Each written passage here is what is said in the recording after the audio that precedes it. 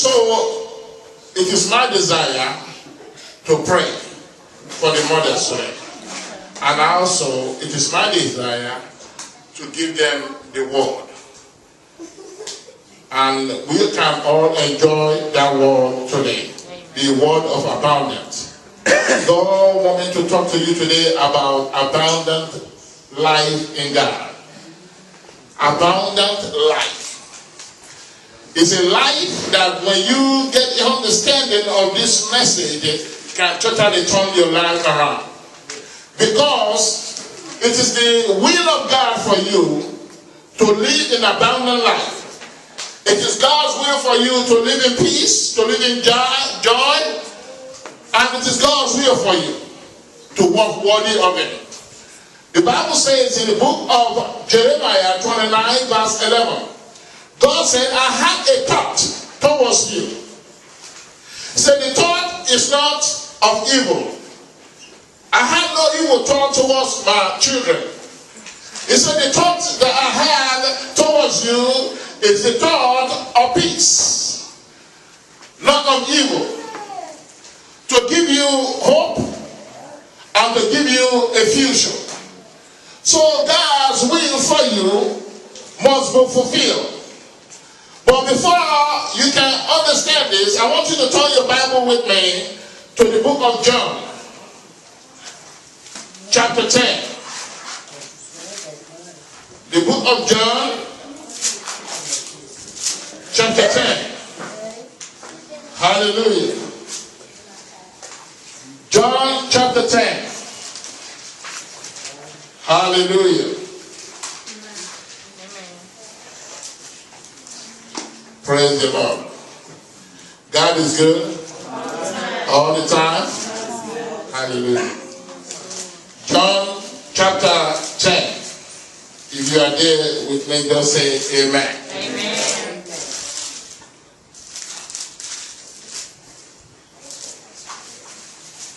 In this passage of scripture, we are going to find the will of God for abundance for our life.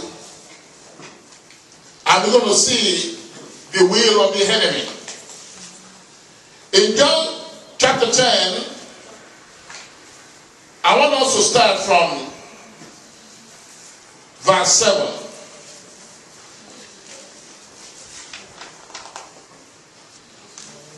It says, Then said Jesus unto them again, Verily, verily, I say unto you, I am the door of the sheep. All that ever came before me are thieves and robbers, but the sheep did not hear them. I am the door. By me, if any man enter him, he shall be saved. And shall go in and out and find pasture. Now I want you to notice verse 10. Verse 10 says, The thief cometh not, but for to steal. Are you with me? I know people are surprised that people just came back from Mississippi and are just announcing people that they just told us and we just wishing us good and they went to Mississippi. Amen. And then for them to see them here, I want to know whether they are angels. Amen. Amen.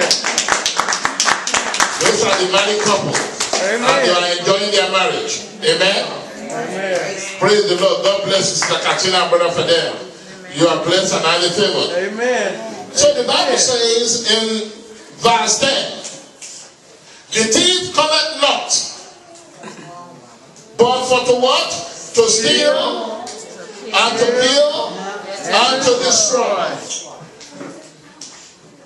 I am come, this is Jesus talking here. He said, I am come that they might what? Have life. And that they might have it more abundantly. So in this passage of scripture, you see where God's desire for you is to have an abundant life. In this passage of scripture, God is saying that the thief, who is Satan, from you. He came to kill, and he came to destroy. But God said, I sent my only begotten Son, Jesus Christ. And here Jesus is saying, I am come that they might have, that we might have life, and life more abundantly. So the will of God for you is to have an abundant life. And the will of the enemy, the Satan, the God of this world, for you is to have a bad life. Is to have a life of lack, a life walking in sicknesses. He came to steal your joy. He came to steal. He came to kill. He came to destroy your hope. He came to destroy your future. He will do everything to destroy your life. That is his purpose. That is the reason why he's here. And I want you to understand he started it from the beginning. When God created the heaven and the earth. The first time that God created the heaven and the earth, the Bible says that he made man in his image and after his likeness. And he created a garden for mankind, for man to become the God of this world. And to tell you, Satan was not the devil in the beginning. Satan was not created by God. God created Lucifer. Are you with me? God did not create the devil. God did not create anything bad. He created Lucifer. Lucifer was a covenant cherub. He was an angel, the messenger of God. He was sent into the heart, into the garden to serve mankind, to minister as an angel to mankind. That is why the Bible says in the book of Hebrews that are they not ministering spirit sent forth to minister for those who shall be here of salvation. But the devil turned himself to the devil because of his pride, because of his jealousy, because he wanted to be like God. He wanted to see, he wanted to steal the blessing and he stole it from the mankind that God created in his image and after his likeness. In the beginning, God created man to be the God of this world. Today, Satan is the God of this world because he stole that blessing from the first man, Adam, whom God had created to be God of this world. But we thank God that ever since then, even though Satan has been stealing, he has been killing, he has been destroying God's people. But Jesus said, I'm coming back. The reason why Jesus came, he came to die. He came to fulfill destiny. He came to manifest the glory of God. He came to take back what Satan has stolen from us. He came to restore mankind back into the blessing of God. Satan came to steal. That is why the Bible says that all have sinned and come short of the glory of God. But Jesus said, I'm coming back to restore that glory. And he came and he died and he gave us back the glory to rule and to reign as King of Kings and the Lord of Lords. Now, when Jesus paid that price, when he shed that blood, he was shedding that blood for me and for you. He was shedding that blood to restore us back into the fullness of God. He was shedding that blood to bring us back into that glory. He was shedding that blood that we may be restored to the plan and purpose of God for our life. So here Jesus is saying, Satan who came to steal, to kill, and to destroy. He said, I came to give you life and to give you life more abundantly. The only way he can give you that life was for him to die for us. He died so that you may have life. The Bible says he knew no sin and he became sin for me and you so that we may be the righteousness of God. He took our place. He took your sin. He took my sin, the sin of the whole world, and placed it upon himself. And God punished Jesus, who knew no sin, for sin he never committed. Jesus did not die for his own sin. He died for the sins of the world. Because the Bible says, for God so loved the world that he gave his only begotten Son, that whosoever believe in him shall not what? Perish, but have what? Everlasting life. So God's desire for me and for you is an everlasting life. It's an abundant life. It's a life of peace. It's a life of joy. It's a life of breakthrough. It's a life to fulfill your destiny. God has a plan for you to fulfill your destiny. God has a plan for you to walk in peace. God has a plan for you, and he said, I will supply all your needs according to his riches. According to his riches in glory by Christ Jesus. It's only in Jesus Christ you can be in the plan of God. It's only in Jesus Christ you can find that abundant life. The abundant life is only in Jesus. Because Jesus said, I am the only way. I am the only truth. I am the only life. He said, no man can come to the Father except by me. So he's saying in this passage of scripture, I am the only door. I am the only door. If you notice in verse 9, he said, I am the door. By me, if any man enter him, he shall be saved. And shall go in and out and find pasture. Amen? So he's saying in verse 11, I am the good shepherd. Jesus is the good shepherd. In verse 11, he said, I am the good shepherd. The good shepherd gives his life for the sheep. Are you with me? The good shepherd gives his life for the sheep. Jesus laid down his life for me and you. For the purpose for me and you to fulfill our destiny. For the purpose for me and you to enjoy abundant life. For the purpose of me and you to live eternal life when we die and go to heaven, and we will live over and over and over and over again. Amen? So it is God's desire for you to walk in abundance. Then why are we going through trials? Why are we going through challenges? Why are the obstacles coming against us? The obstacle is coming against us because the thief want to steal. Are you with me? The thief want to steal what God has for you. The thief want to kill your plan, the plan of God in your life. The thief want to destroy the destiny that God has prepared for you, ordained for you before the foundation of the world. Are you with me today? Yeah. Now, if you look in that verse 11 where Jesus said, I am the good shepherd. How many of you have heard about the good shepherd? So many times, we have read Psalm 23. The Lord is my shepherd.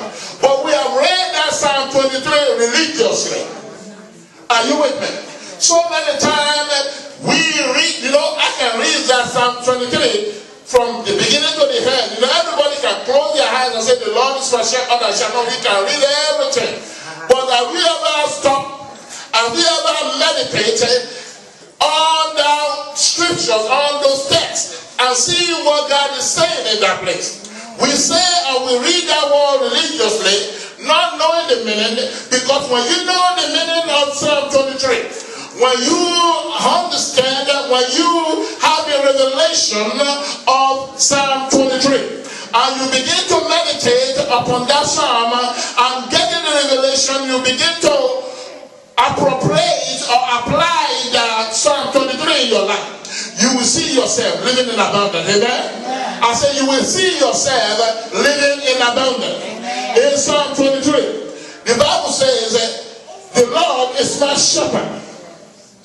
I shall not want. Do you know the job of the shepherd? The job of the shepherd is to take care of the sheep. Yeah. The Bible calls us, the church, as the sheep. We are the sheep, and he is the good shepherd. He is the good shepherd that laid down his life. We ministers, we leaders, we pastors, we are the hunter shepherd. We are the hunter shepherd that the shepherd placed over the flock. That is why when we talked about the church last week, that the church is not a building, that the church is a group of people, is as the members of the body of Christ, Jesus as the head of the church, that we, the member of Jesus Christ, we gather together in a location. The building is a location where members of the body of Christ gather to or assemble to worship, to praise Him. So when we say we go to church, Bishop said we go to the place where we worship because we have the church. So God is calling the church the sheep. And the Bible says, my sheep hear my voice. The voice of the stranger he will not hear. So when the world is calling upon you, when trials, when wicked world, when wicked things, when they were calling you and trying to draw you out of your father, the Bible says you will not hear their voice. Because the voice of the stranger you will not hear, because the Lord is our shepherd. Amen? Yeah. Are you with me? Yeah. The Lord is your shepherd. He said, you shall not want. Have you ever just wait right there and just start meditating? Because you know what? What is wrong in the body of Christ? What is missing among us is our lack of faith. What is missing among us is our lack of knowledge. And God says, my people are destroyed because of lack of knowledge. When you have the knowledge of who you are in God, in Christ, when you know that the good shepherd who can lay down his life, if he can die to save you, now that he's living, don't you think he can keep you? It is our lack of faith in what he has said concerning us. The Bible says he promised not to give you an evil things, but to give you hope and a future.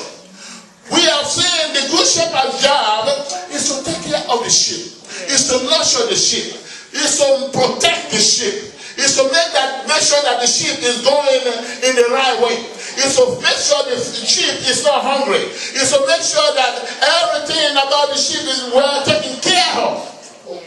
So he's saying, the Lord is my shepherd. I shall not what? I shall not what? Say with me, the Lord is my shepherd. Say it with me once again. The Lord is my shepherd. The Lord is my shepherd. Say, I shall not want. I say, I shall not want. I shall not want for food. I shall not want for clothing. I shall not want for shelter. I shall not want. Because the Lord is my shepherd. The Lord is my shepherd. The Lord is my shepherd. The word shall not want. Listen carefully. The Hebrew word translated, because the Old Testament, because Psalm 23 is an Old Testament Bible. The Hebrew word, because in the Old Testament, they wrote that word in Hebrew. And that Hebrew word is shasta. And the Hebrew word shall not want means it's the same Hebrew word used for decrease. Are you with me? Let me say it again. The Hebrew word used in that place for shall not want was also translated in Genesis 8:5 as a decrease. So what God is saying is that, you know, you can paraphrase it, or it is proper to say, the Lord is my shepherd. I shall not decrease. Are you with me? Because the word I shall not want is the same Hebrew word for decrease in Genesis chapter 8 verse 5. So what you actually saying is that the Lord is my shepherd. I shall not decrease. I will increase. I will increase. I will increase in my finances. I will increase in my job. That means I will get promotion. I will increase in everything that I do. I will increase because the Lord is my shepherd. Amen? Because the Lord is my shepherd. We are serving the God of increase, not the God of suppression. We are serving the God of addition. God, your Father, did not come to come and take from you. He come to give to you. The Bible says that every good and every perfect gift come from where? From above. Every good and every perfect gift come from above. So God's desire for you is to increase. Because the Lord is your shepherd, and you shall not want. He said, the next thing he said, the Lord is my shepherd, I shall not want. He makes me to what? To lie down in green pasture. God made me to lie down in green pasture. That word, pasture, symbolizing total safety. He made me to be in total safety. He made me to lie down and to rejoice and to be in total safety. In a place of abundant provision. God has set me up where I will be in total safety. That is why the book of Psalm 91 says, he that dwelleth in the secret place of the Most High shall abide under the shadow of what? Of the Almighty. I will say of the Lord, he is my refuge and my fortress. My God, in him will I trust. Do we trust the Lord to take care of us? Do we believe that a good shepherd who laid down his life for the sheep is able to take care of you? No matter what is going on in your life, trust God. We taught a lesson on Wednesday Bible study about TDCR. I still remember. I remember all that teaching. I don't know if anybody still remember the name of TDCR. The first one is the T means trust. It's from the book of Psalms. You say trust in the Lord and to be do good. So T means to trust in the Lord. How about the D? You say to delight. The first thing is you trust in God. That he is able to take care of you. You trust in God that he is able to supply all your needs. You trust in God that when challenges, when trials, when things come against you, you cry out to him, and you know a good shepherd, God Almighty, who created you in his image and after his likeness, who desire great things to happen in your life, that same God will make a way for you where there seems to be no way. Yeah, you might not know the way, but God said, I have the way for you. That's what Jesus said. I have the way for you. So the first one is trust in him. The second one is delight. You are delighted means you are delighted in him whom you trust. The one that you know that he is able to make a way for you. Because he never fails you, you are delighted in him. So he said, delight yourself in the Lord. Amen? Amen. So you trust, you delight, and then what do you see me? Commit. Oh my God, I'm glad that my students are learning some things here, that God's people are learning. See, in this church, we teach the Bible so that you can apply the Bible in your life. Because I know it's been quite a while when I talked about that scripture, trust in the Lord. Commit yourself. Delight. So I'm glad that I was asking that question. They did not embarrass me.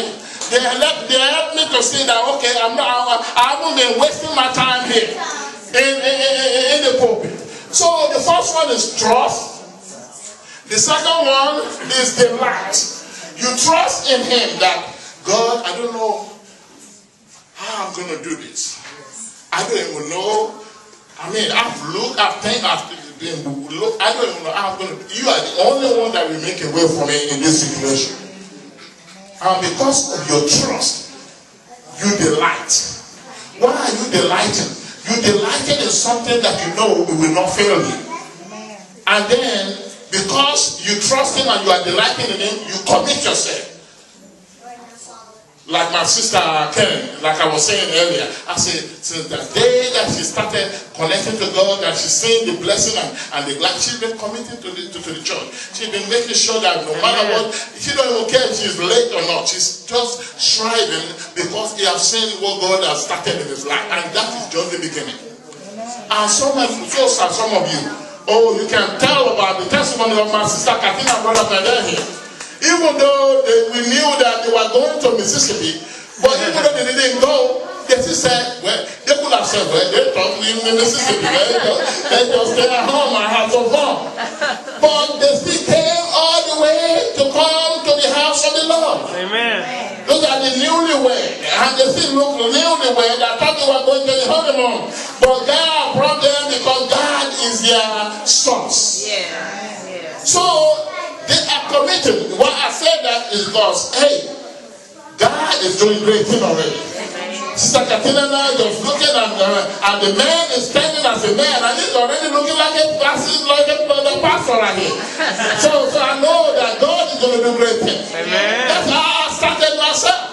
And it's looking sharp. I said, oh my God, this I thought they are no. I started. They don't want to do the wedding all over again. But what I'm saying is that you trust God, you delight in God, and then you commit to God. And then what happened? What's the irony? Hallelujah.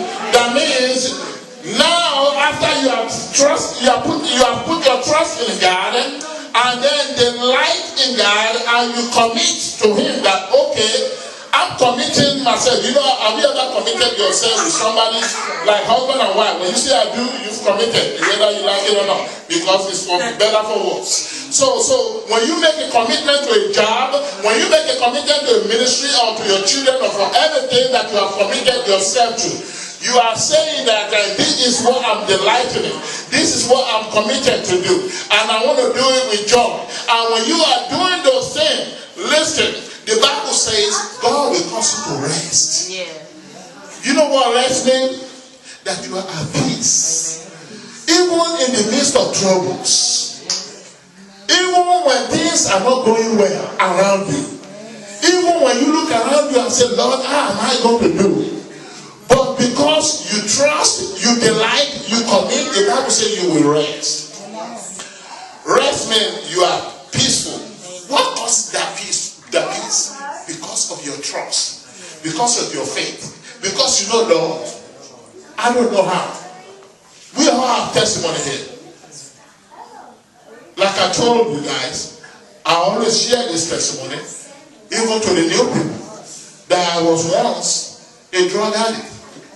I was once homeless. I lost everything. And to add insult upon injury, ended up being in prison for 7 years. I came out of prison when I was about getting to the age of 40. And people have said, a fool of 40 is a fool forever. People have said, this is gone. But because I trust in God, that God, you are able to turn my life around. You did not create me to be a junkie. You did not create me to be homeless. You did not create me to be a drug addict or a prisoner.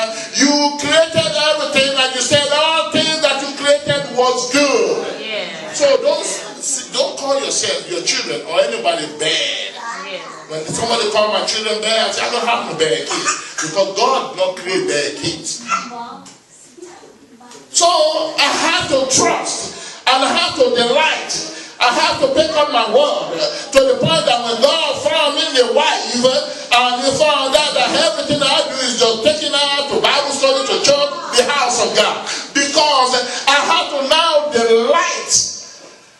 And after delighting, I commit myself. So this is where I'm going to be. I'm going to serve the Lord all the rest of my life. And nothing else. Like what we are singing the last song that we sang this morning. That draw me close to you. Please, don't let me go. Let me find my way. You know? I can't live without you.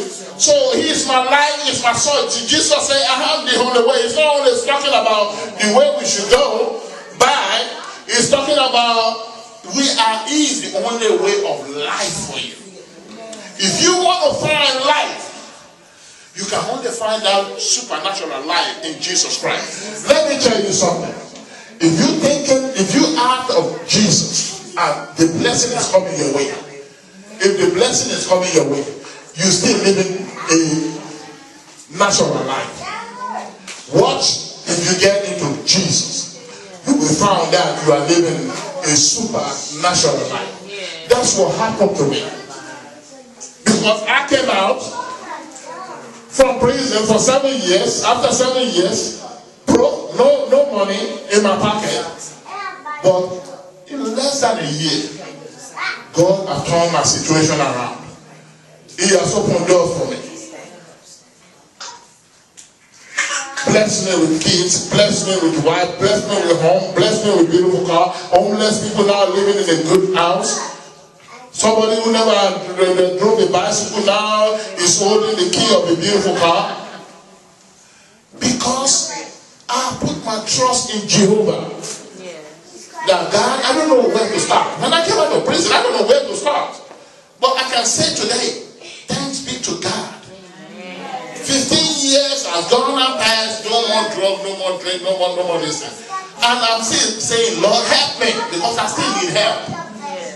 Because I'm not where I'm supposed to be. I'm only thanking God that I'm not where I used to be. Every one of you here, when you see what God is doing in your life, say, oh Lord, thank you. Because I know where I was before, that I'm not where I used to be, even though I'm not where I'm supposed to be. But if I can just trust you, if I can just delight in you and commit myself to you, and then you will give me rest. You will give me confidence. You will give me peace of mind that you will work all things together for my good. He is the one working in you to will and to act according to his good pleasure. He cannot work in you without you giving yourself to him.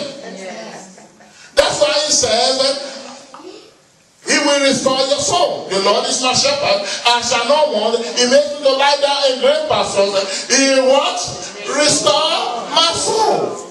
Do you know your soul is your mind, your will, and your emotion? How did he restore your soul? How did God restore your soul? How did he restore your mind? In the book of Psalm 19:7, the Bible says, the law of the Lord is perfect, converting the soul. And that Hebrew word converting is the same Hebrew word shwab that was translated restore in this verse. So it is through the word of God he restores our soul. God can only restore our mind, will, and emotion through his word. The psalmist said in Psalm 119 verse 19, he said verse 9, he said, how shall a man cleanse his way? He said, by taking heed according to the word. In John chapter 15, he says, I am the vine, you are the branches. There's no way you can bear fruits in your life unless you are by any vine. This is the vine right here. And here are branches. Hallelujah. Amen. We all know that Jesus says, I am the vine. My Father is the husbandman, is the vine dresser. And we, the church, we are the branches. The fruits that we bear on the branches come as a result of the life that the vine is giving to us. If you cut one of these branches down and that branch fall to the ground, that branch cannot bear fruits of itself because the branch has been cut out from the vine. Your life as the branch is hooked to the vine here. If you are not hooked up with Jesus, if you are not hooked up with the word of God, the Bible says you are dead. You are a dead man walking. I don't care how big, how frustrated, how powerful, how rich you can be. You will find out that you are lifeless. You are just a dead man walking. Because the vine right here, can you turn your Bible right quick to John chapter 15? John chapter 15. Let us read it right quick. Hallelujah.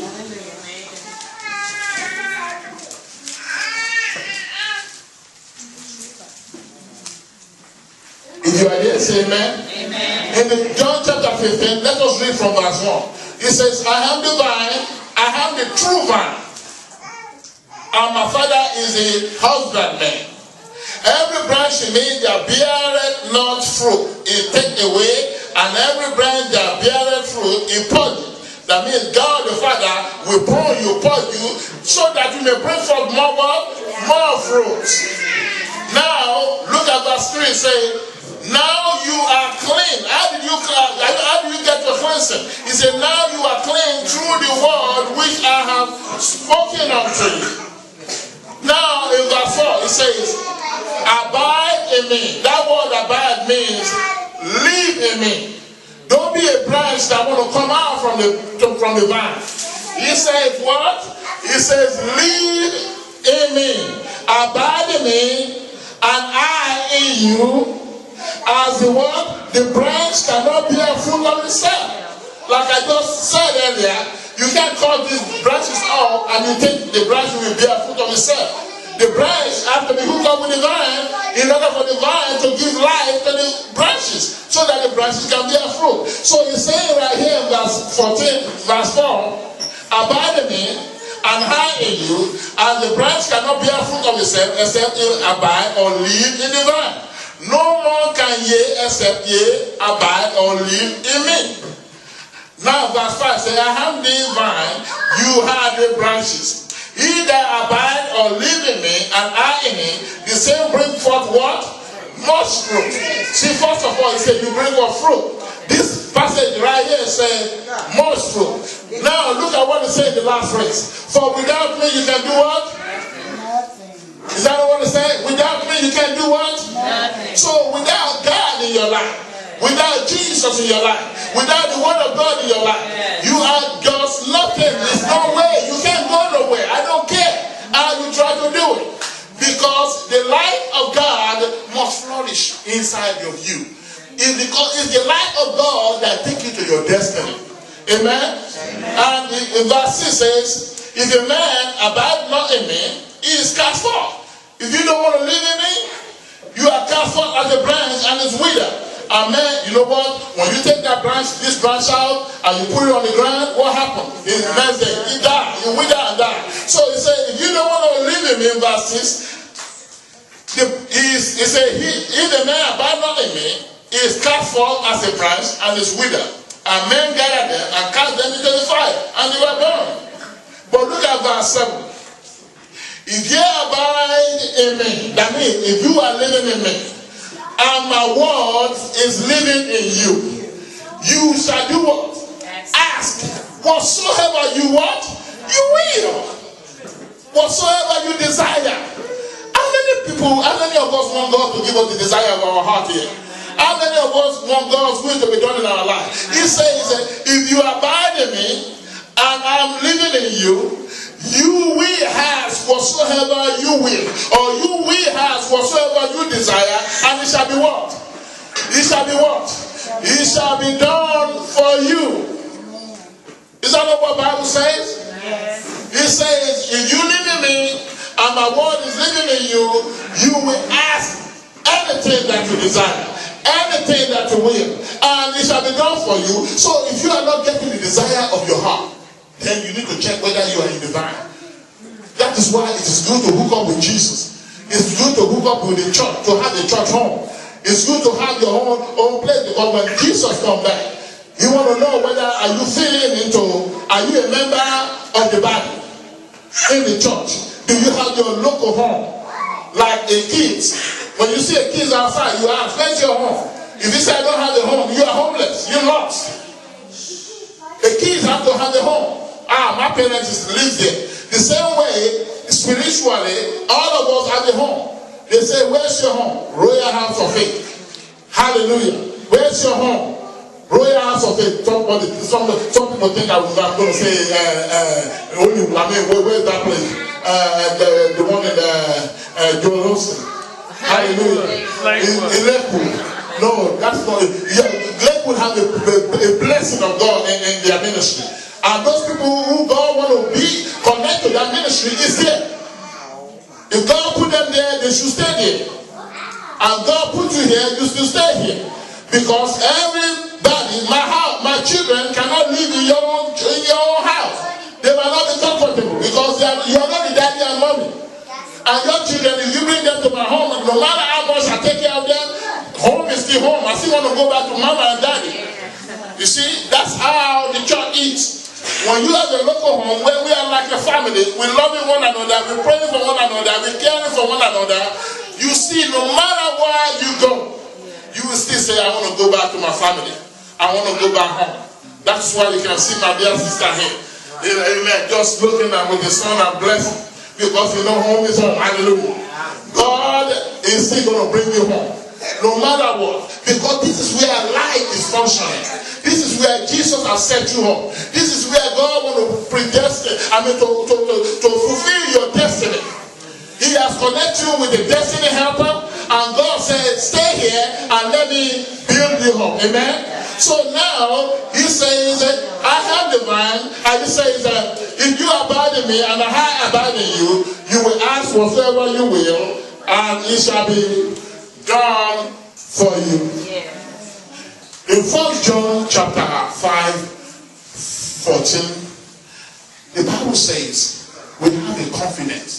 When you are living with God, look at 1 John, all the way to the back. 1 John. Look at 1 John right quick. After Peter, all the way to the back, before you get to Revelation.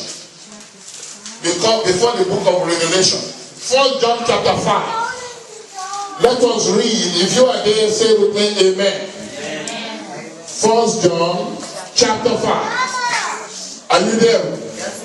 Are you in John 1 John chapter 5? Can I hear amen again? Amen. Amen.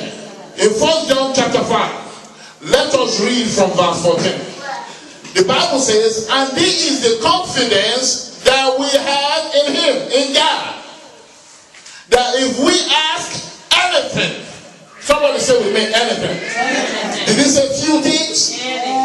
Or did he say just some things? So here, God saying, and this is the confidence that we have in God. That if we ask anything according to his what? His will. Not according to your own will. Somebody say, let me just ask God to give me $1 million. But God said in the word that will give you $1 million. You know, because he said, if you ask anything according to his will, the Bible says he heareth us. And when we know that he heareth us, the Bible says, whatsoever we ask, we receive from him because we desire it of him. Amen? That we have confidence that when we abide, when you are a branch living and hook up with the vine, no matter how much, if this is the true vine and you are part of these branches, there is no way you are not going to bear fruit, because your fruitfulness is not coming from your strength. It's not coming from you. It's coming from the vine. But you must be hooked up to the vine. There's no way you can do it on your own. One tree cannot make a forest. One little branch cannot say, okay, I don't need you, let me stay by myself. If I take one out and put it on the ground, next day you will see that it wither and it die. Because you don't have life of yourself. The life comes from God. And that is why God is telling us, Mark, find a word, look at Mark, the book of Mark, chapter 8. Mark, chapter 8. Yes, in this place, the Bible said to feed the flock. Is that not what we're doing? In this church, we go to the Word of God so that we can learn from the Holy Spirit. Amen? Mark chapter 8. If you are with me, say, shout hallelujah. Hallelujah. Mark chapter 8. Let us read from verse 34. Are you with me? Mark chapter 8. Let us read from verse 34. In verse 34, he says, and when he had called the people unto him with his disciples, also he said unto them, whosoever will come after me, let him what? Deny himself. See, this is the only way you can make it. If you want to be hooked up to the vine, he says, if anyone, whosoever will come after me, let him deny himself and take up his what? His cross and follow me. Your cross means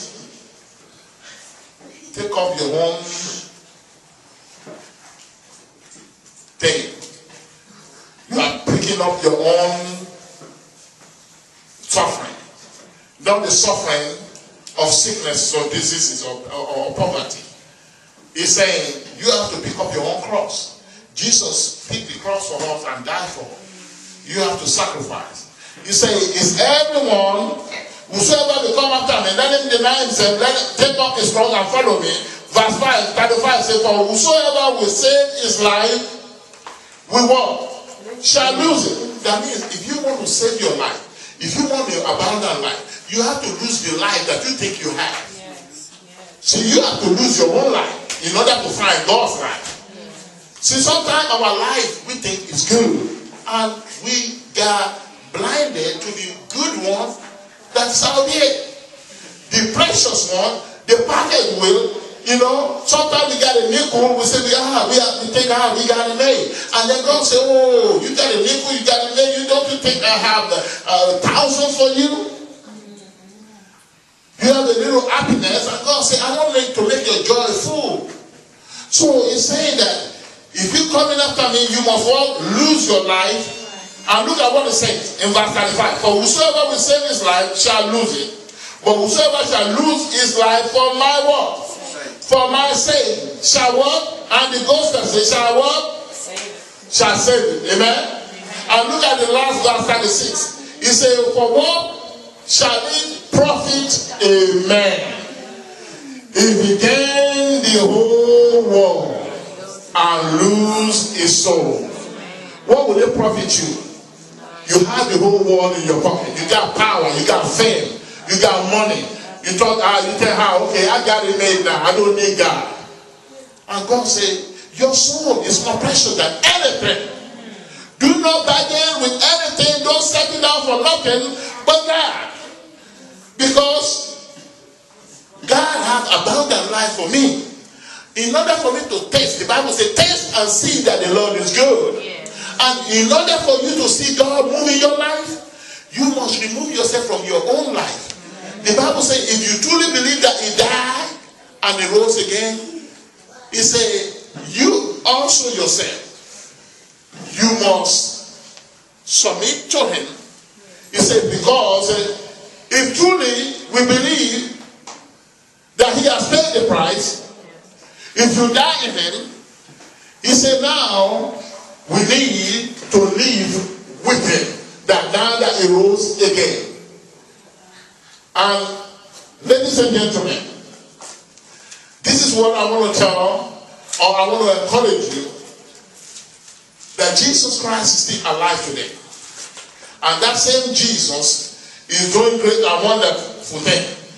In Colossians 3 verse 1, it says, if you dare be risen with Christ, it says, seek those things that is above, where Christ is at.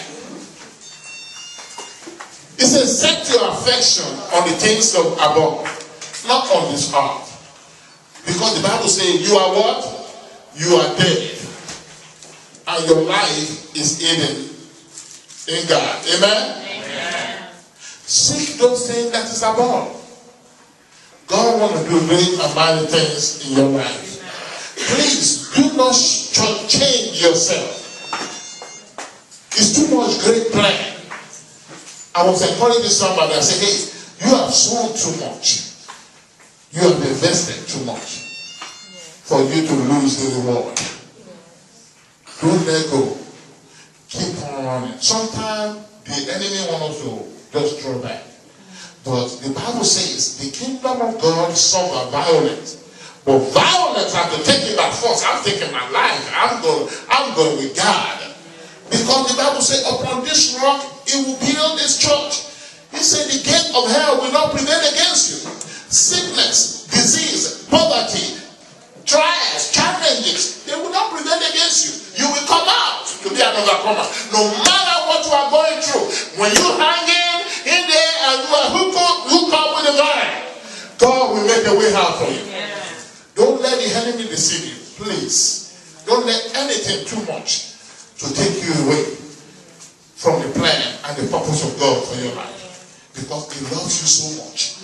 And because He paid the price, He shed the blood, He sacrificed Himself to give you life. Draw close to Him. Draw close to Him. Is somebody here this hour? I want to pray. I want to pray. I want to pray for people that you want to start afresh. Can all the mothers come to the front first? All the mothers, can you all come to the front?